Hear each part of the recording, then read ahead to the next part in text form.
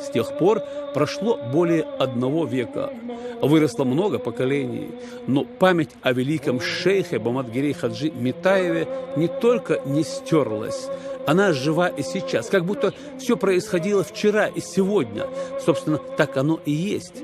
Ведь дела великого шейха живут и сейчас, укрепляя нашу веру и наш иман. Мы с Зелимханом Закаевым и нашим гидом Изабеллой Лысцевой увлеченно работали, когда раздался звонок потомка Ауды Исмаила, который вместе с мюридами в тот же день прибыл в Калугу, узнав о нашей миссии.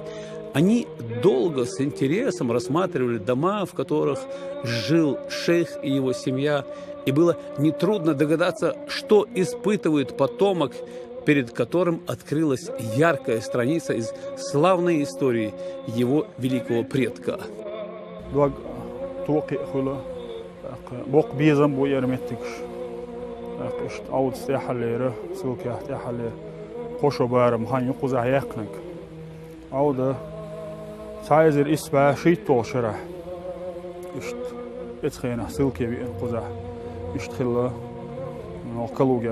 خيرسون يا أخي الله عود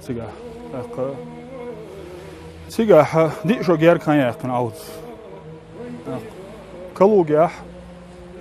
كلوجا ني خيرسون يقع قشوا بارم خان يلا عودي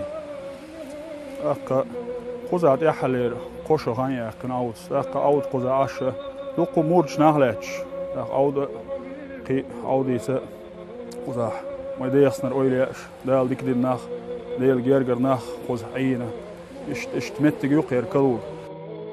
Эти юноши едва сдерживали слезы, мысленно возвращаясь к событиям тех давних лет, когда их устаз был сослан только за то, что пытался помочь своим согражданам жить по правде и по вере Аллаха.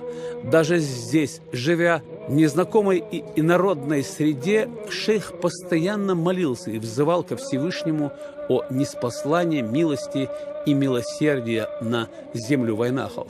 Годы идут, унося с собой лучших из нас. Прошло более 100 лет, но ни время, ни трагические события не способны вытравить из сознания людей добрые дела великих шейхов. Их невозможно предать забвению. Узнав, что в пригороде Калуга более 100 лет течет кристальный родничок, неся миллионам людей помощь и исцеление, мы бросим